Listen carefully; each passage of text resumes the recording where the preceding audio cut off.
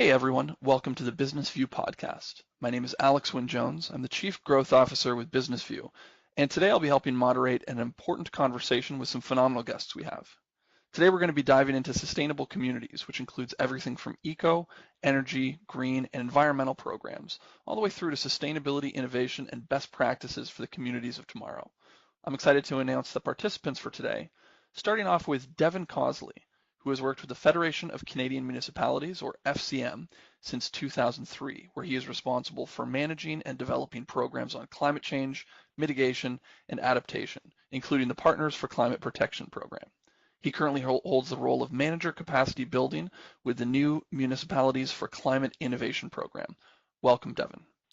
Also with me is Jim Baxter, who is the Director of Environment and Energy in Toronto, a city known internationally for its leadership on the environment. Jim's team recently led the development of an ambitious plan to cut Toronto's greenhouse gas emissions by 80% by 2050, a plan that will transform the city's buildings, transportation, and waste sectors over the next 30 years.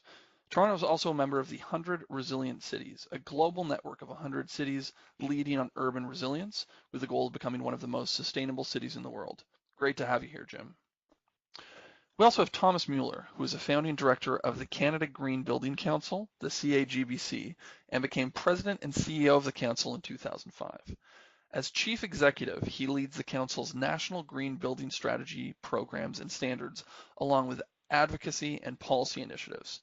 Thomas is a well-known advocate for green building and sustainable community development, and participates frequently in government and industry consultations on green development, as well as being a nationally and internationally recognized authority and speaker on green buildings.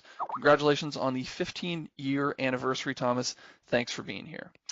Last but never least, Lori Steiner is an associate editor and social media manager for Business View magazine and a seasoned professional writer. She has a strong background in small business management and works remotely from the thriving town of Paris, Ontario. How's it going, Lori?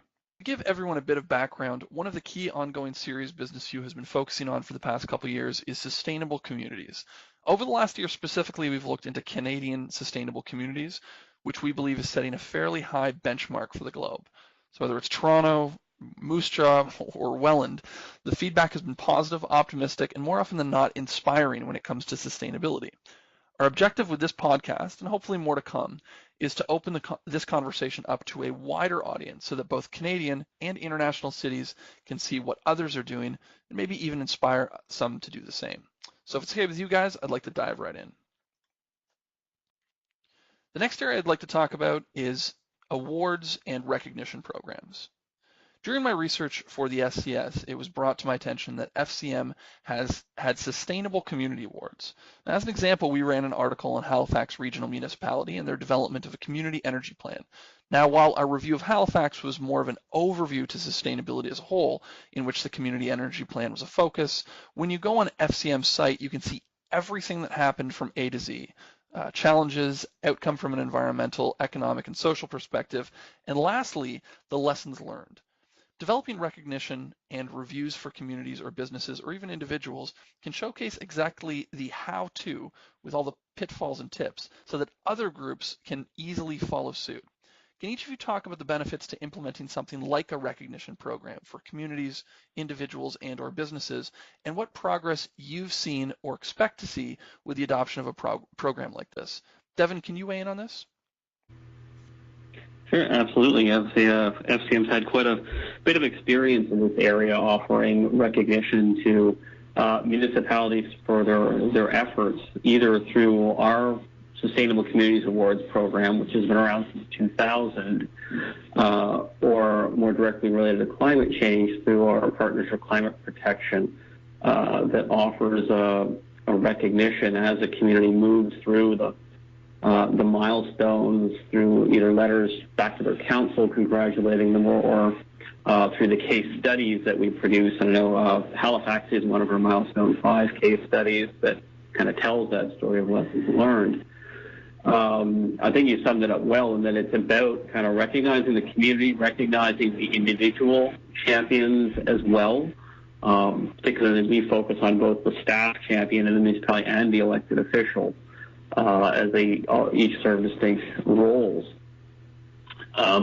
it's important to kind of reinforce this recognition as the community progresses along, be it through milestones or through different projects and plans and policies, and both giving them the benefit of being recognized for their achievements, being profiled in front of their peers, and also to capture the knowledge, experience, and enthusiasm they bring to share back out to their peers, including for both the things that worked and the things that didn't work.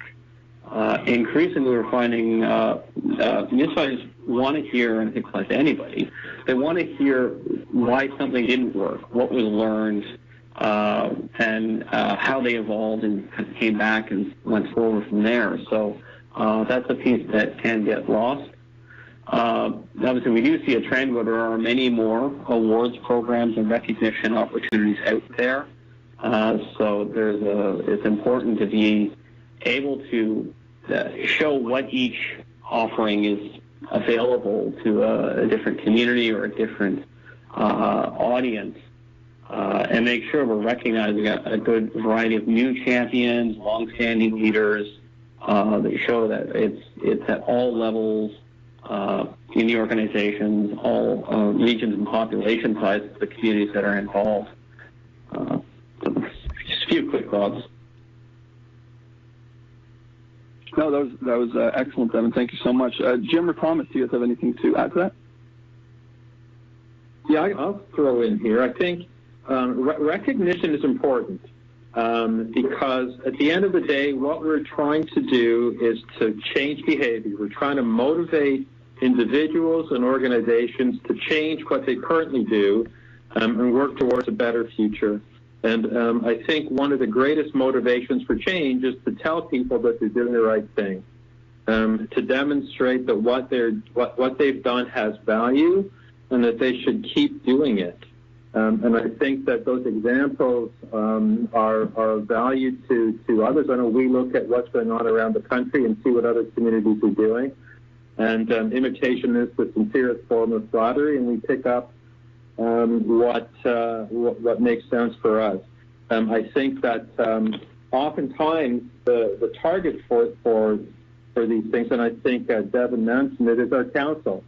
I think it's important for our council to see from an independent third party that we are working on initiatives that create value for the city. So for those of you who are providing these awards and recognizing the work of others, please keep it up.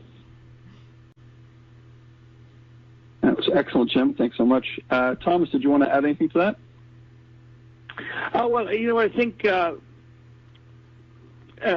everything like on the recognition side, I think the previous two speakers have already kind of described it well what the benefit of recognition is, and I think it's a really important part of the mix in getting raising public awareness about kind of green community, green developments, and also to recognize within the different cities and regions of the country people that really have taken the leadership. But I think we also need to keep in mind that sustainable community development in essence is a profit-driven business, and developers, they build these communities, any kind of community, to make a profit, and the more profit, the better. Sorry to be a little bit bleak in that regard, but it's a very profit-driven, driven business. And I think we need to find way. Recognition is great, and we're doing it ourselves, recognizing, developers and leaders in the industry, and also we've been doing this for 10 years.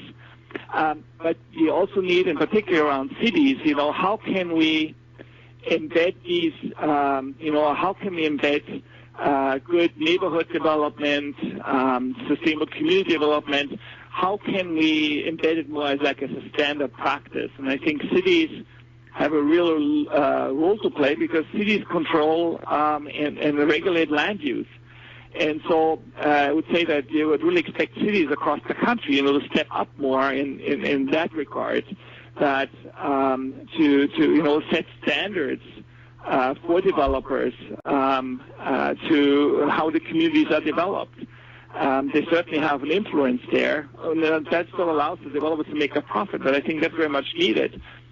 Because I think the recognition alone is part of the mix, but recognition alone will not get us where we need to go.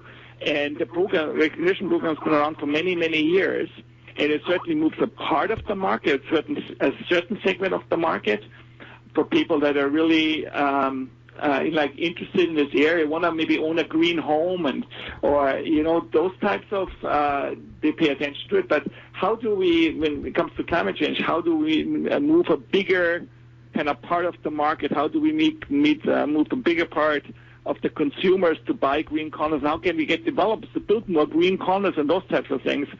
I think is really important as we move kind of forward. It's a real challenge for everybody. I'd like to thank everyone who's listening to this online. I'd also like to thank our guests, Thomas Mueller, Devin Cosley, Jim Baxter, and Lori Steiner.